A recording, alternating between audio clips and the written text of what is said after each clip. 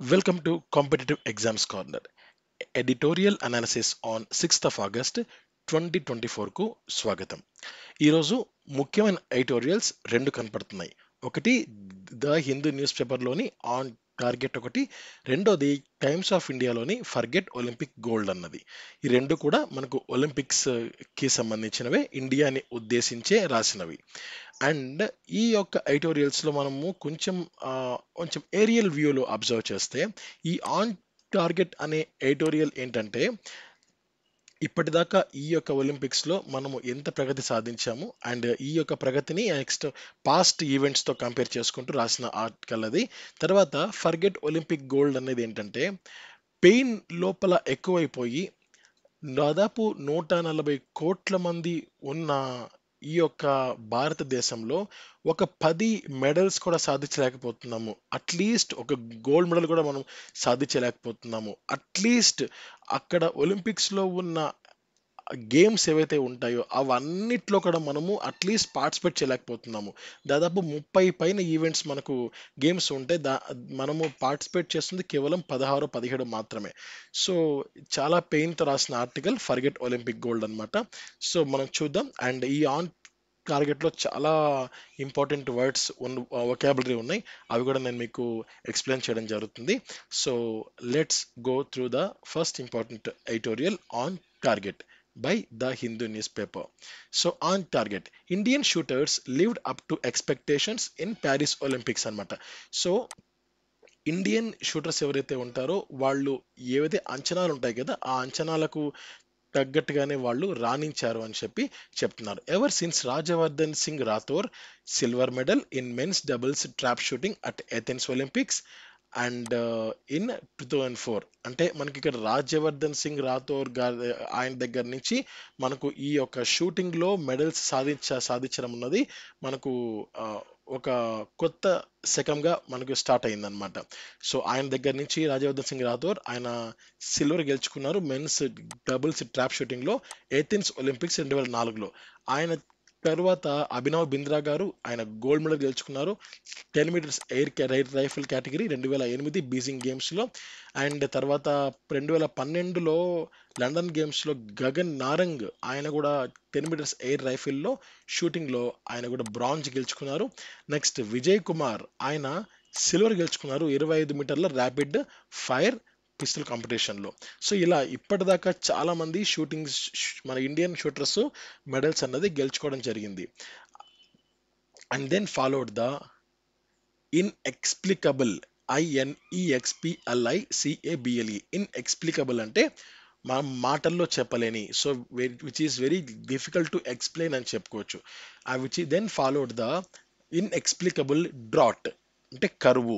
అంటే అప్పటిదాకా మనకు 2004లో కానీ 2008లో కానీ 2012లో కానీ సో ఇలా వరుసగా మెడల్స్ సాధించిన ఇండియా ఒక్కసారిగా సైలెంట్ అయిపోయింది. అంటే మనకు రియో డి జెనరియో ఈ ఒలింపిక్స్లో కానీ టోక్యో ఒలింపిక్స్లో కానీ మనకు షూటింగ్లో ఒక్క మెడల్ కూడా మనము సాధించలేకపోయాం. అంటే ఇన్ఎక్స్ప్లికబుల్ డ్రాట్ అంటే బయటికి చెప్పలేని ఒక కరువు అన్నది ఆవరించింది. Cut to the latest Paris Olympics.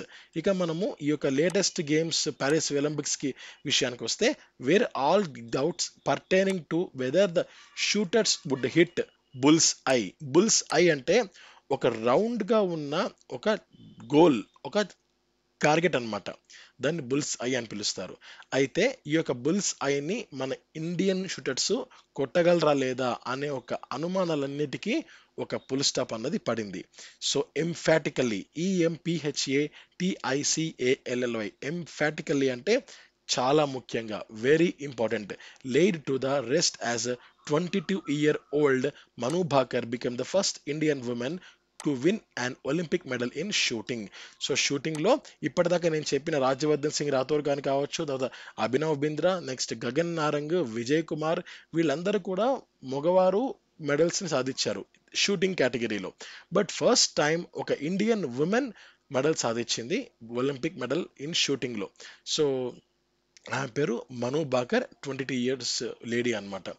So it was also Manu's turn to exorcise. It is not exercise అండి, ఎక్సోర్సైజ్. ఈ ఓఆర్. ఎక్సర్సైజ్ అంటే మామూలుగా మనకు వ్యాయామం వస్తుంది. ఇది ఈఎక్స్ఓఆర్ సిఐఎస్ఈ. ఎక్సర్సైజ్ అంటే ఇది ఎలా చెప్పాలి అంటే నార్మల్గా మనకు భూత వైద్యం అనే మీనింగ్ వస్తుంది. సో భూత వైద్యం అంటే ఏదైనా సరే ఒకటి మనల్ని మన ఆ, మన లైఫ్లో ఒకటి ఏదైనా సరే ఒకటి పట్టి పీడిస్తుంది అనుకోండి. అది ఏదైనా సరే ఫర్ ఎగ్జాంపుల్ ఒక వ్యక్తి విపరీతంగా ఏ ఎగ్జామ్ రాసినా ఫెయిల్ అవుతూనే ఉన్నాడు అనుకోండి. ఒక్కసారిగా అతను ఈ ఫెయిల్యూర్స్ అన్నిటిని అధిగమించి ఒక గ్రాండ్ సక్సెస్ కూడా అనుకోండి. సో ఈ యొక్క అతని మీద కూర్చున్న ఒక సమ్ నెగటివిటీ ఏదైతే ఉంటుందో ఆ నెగటివిటీ అన్నదే ఆయన పూర్తిగా స్మాష్ చేశాడు, పూర్తిగా లేకుండా చేశాడు ఆ యొక్క సక్సెస్ తో. అదే ఇక్కడ చెప్తున్నారు. ఎక్సర్సైజ్ అంటే ఎక్సర్సైజ్ ద గోస్ట్స్ అని చెప్పారు ఇక్కడ. Exercise the ghosts. గోస్ట్ అంటే ఏంటి? దయ్యం. ఆ దయ్యాన్ని, ఏం దయ్యాన్ని? ఈ యొక్క వీళ్ళందరూ కొట్టిన తర్వాత దాదాపు ఈ యొక్క ఇన్ఎక్స్ప్లికబుల్ థాట్ అని చెప్పాను కదా, అంటే ఎవరికి చెప్పుకోలేని చాలా అంటే చెప్పడానికి ఇబ్బంది అయ్యే ఒక పెద్ద కరువుని లేకుండా చేసింది ఒక 22 ఏళ్ల మను భాకర్ అమ్మాయి. సో ఆమె ఇండియా మీద కూర్చున్న ఒక నెగటివిటీ ఏదైతే ఉంటుందో దాన్ని పూర్తిగా వెనక్కు నెట్టింది, దాన్ని తుడిచిపెట్టుకోపోయే విధంగా చేసింది అని ఇక్కడ చెప్పడం జరుగుతుంది. So the past as in the previous Tokyo, and she faltered. FALTERAD. faltered meaning ఏంటంటే తడబడ్డం, అంటే సరిగా పర్ఫార్మెన్స్ చేయకపోవడం. యాజ్ షీ టోక్యో గేమ్స్ చెప్పాను కదా పైన, ఈ రియో ఒలింపిక్స్లో టోక్యో గేమ్స్లో కూడా ఇండియన్ ఒలింపిక్ ఈ షూటర్స్ ఎవరు కూడా సరిగా పర్ఫామ్ చేయలేదు. అక్కడ ఆమె తడబడింది. ఎందుకు తడబడిందంట? As an equipment malfunction affected her performance. So అక్కడ ఎక్విప్మెంట్ సరిగా లేదు అని చెప్పి ఆమె తన పర్ఫార్మెన్స్ అన్నది సరిగా చేయలేకపోయింది. First up, Manu claimed the bronze in the 10-meter air pistol.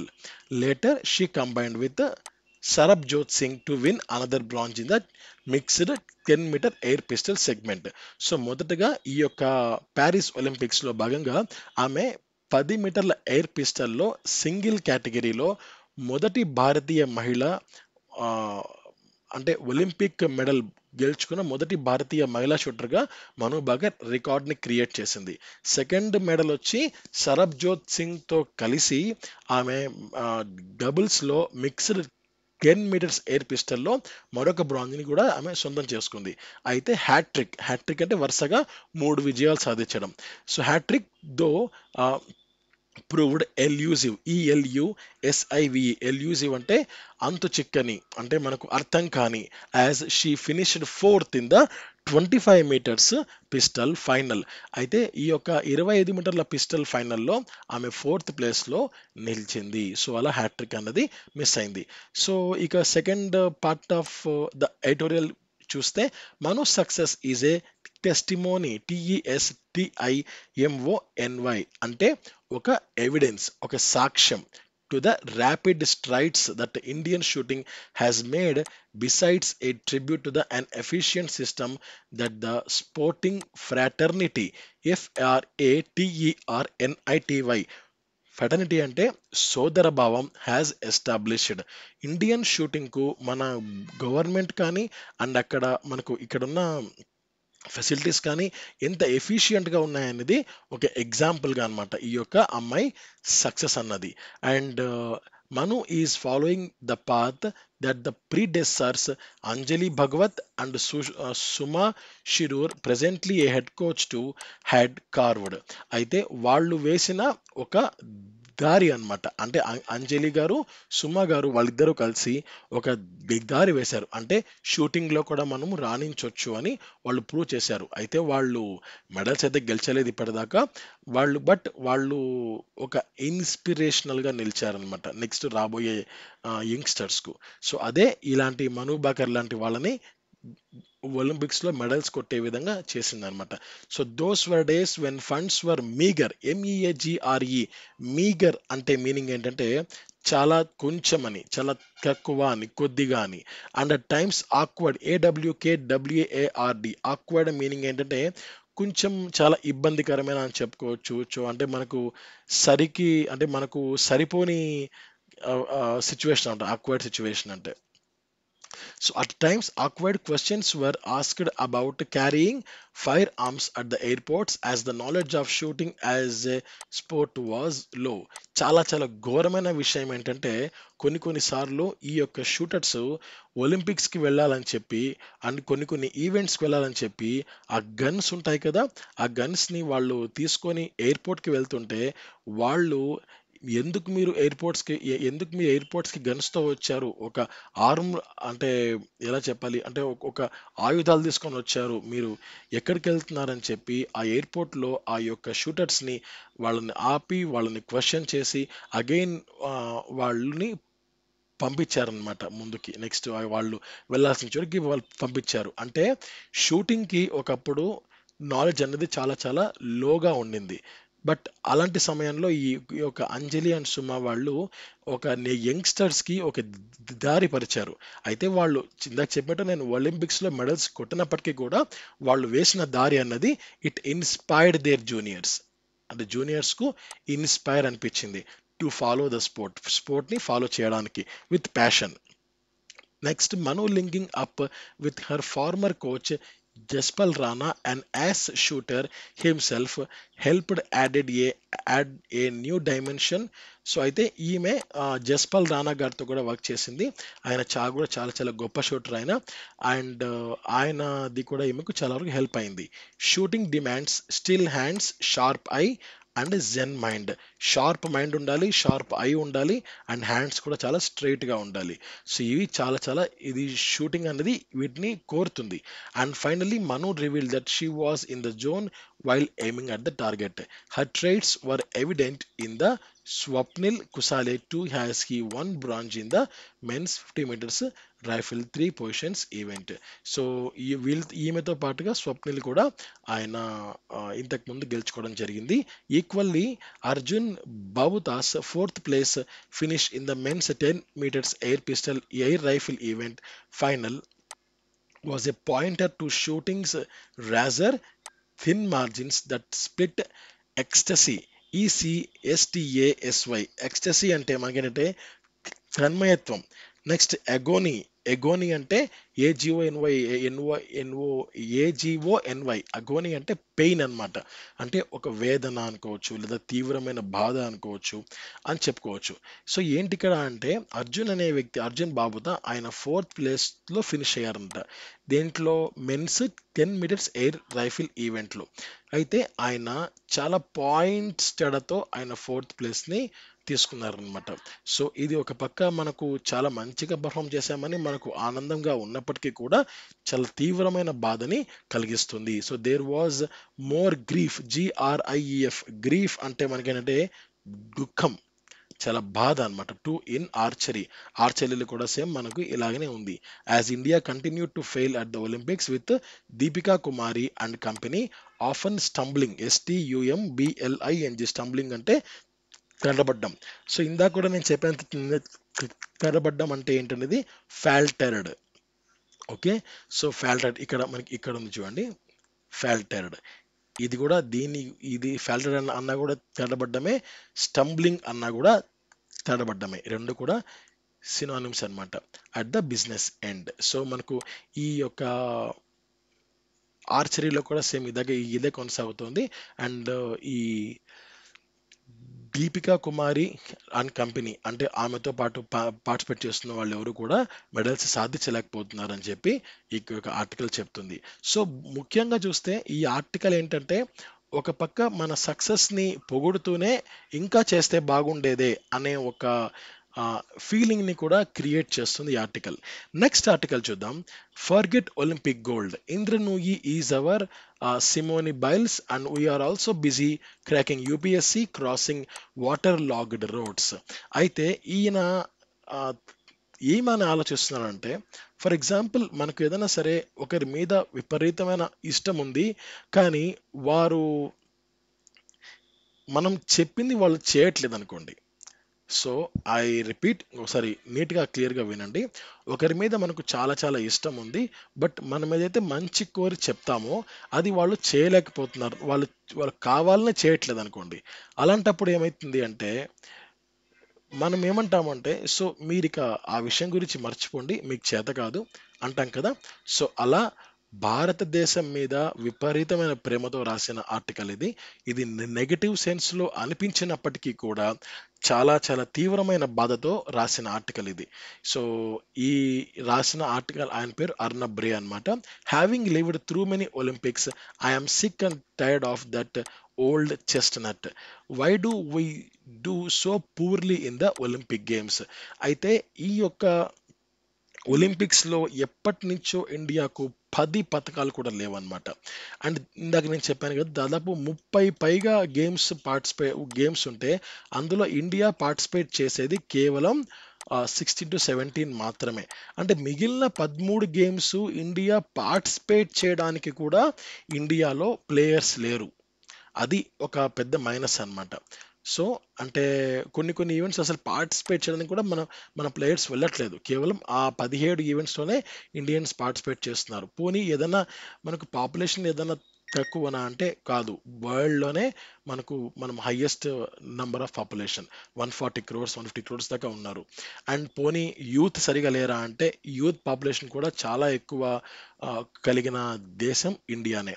So ఎక్కడ ఇబ్బందొస్తుంది అనేది ఈ యొక్క ఆర్టికల్‌లో ఆయన వేసిన కొన్ని పెయిన్‌ఫుల్ లైన్స్ మనం చూద్దాం.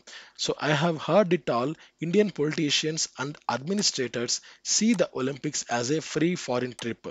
ఈ యొక్క అడ్మినిస్ట్రేటర్స్ ఎవరైతే ఉంటారో, పొలిటీషియన్స్ ఎవరైతే ఉంటారో, అందరిని అనట్లేదు, కొద్దిమంది. వాళ్ళు ఒలింపిక్స్‌ని ఒక ఫ్రీ ఫారిన్ ట్రిప్‌గానే వాళ్ళు చూస్తున్నారు తప్ప వేరేది చూడట్లేదు. No one cares about athletes. Why would anyone care about athletes if they do not win anything? Why do not spend enough on Olympic sports? We do spend enough now, so why can't our athletes perform on the biggest stage? So at that chestnut of all the chestnuts, why can't we be like China? So మనము కొంత అమౌంట్‌ని వాళ్ళ మీద, ఆ sports మీద కానీ, athletes మీద కానీ మనం ఖర్చు చేయనప్పుడు వాళ్ళ నుంచి బెస్ట్ థింగ్ అనేది మనం ఎలా ఆశిస్తామని చెప్పి ఆయన ఒక క్వెషన్ చేస్తున్నారు. అయితే ఈ విషయంలో చైనా లాగా ఇండియా ఎందుకు మారకూడదు అని ఆయన అడుగుతున్నారు.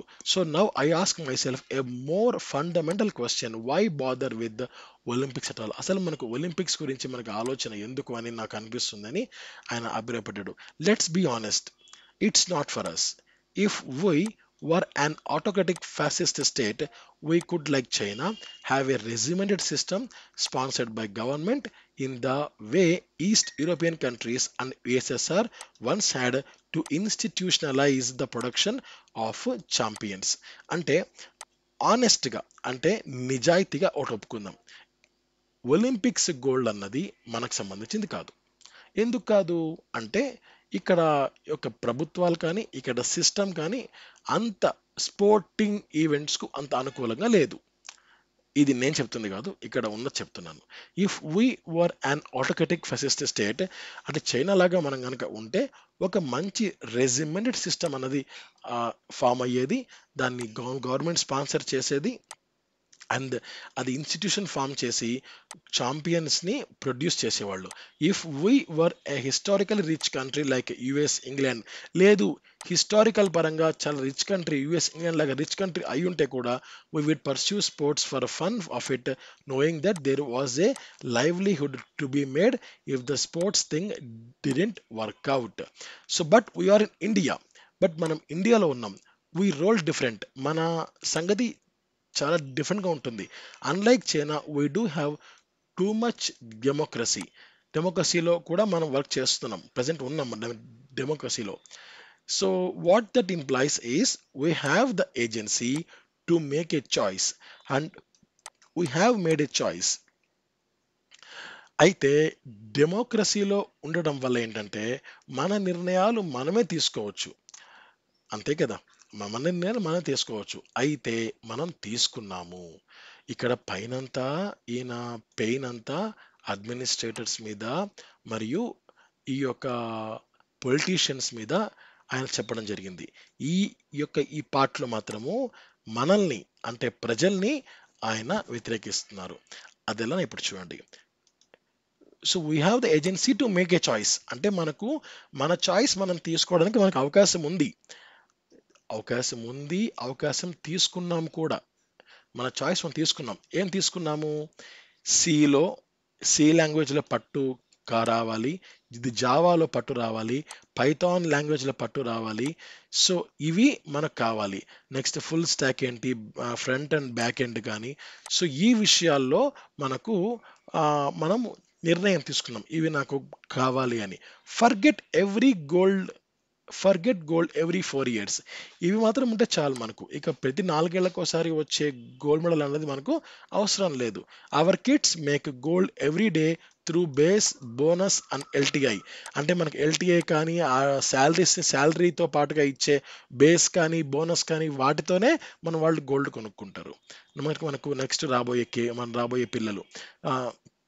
Sundar Pichai is our Carl Lewis. So Carl Lewis అనేది ఆయన చాలా పెద్ద అథ్లెట్ అనమాట. సో ఆయనే మనకు అథ్లెట్గా మనం భావిస్తున్నాం. And Indra Nooyi is our Simon Biles. So ఈమె కూడా చాలా పెద్ద ఈయన కూడా చాలా పెద్ద అథ్లెట్ అనమాట. సో ఈ యొక్క ఇంద్ర నూయి, సుందర్ పిచాయ్ వీళ్ళే మనకు ఒక పెద్ద అథ్లెట్స్ లాగా మనం భావిస్తున్నాం. Long short arts that require physical and emotional endurance.